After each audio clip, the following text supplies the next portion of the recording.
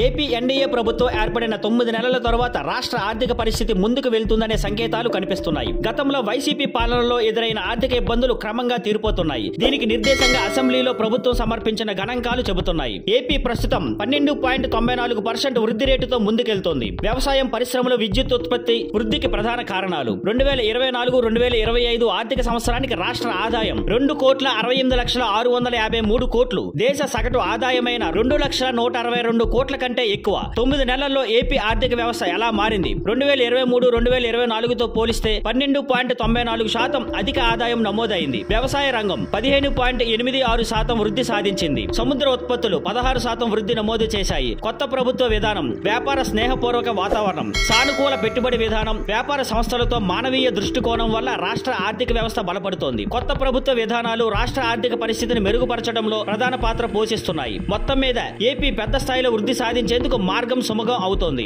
రాష్ట్ర ఆర్థిక పరిస్థితి మెరుగవుతున్న సంకేతాలు కనిపిస్తున్నాయి. Thank you for watching. Please like, share and subscribe.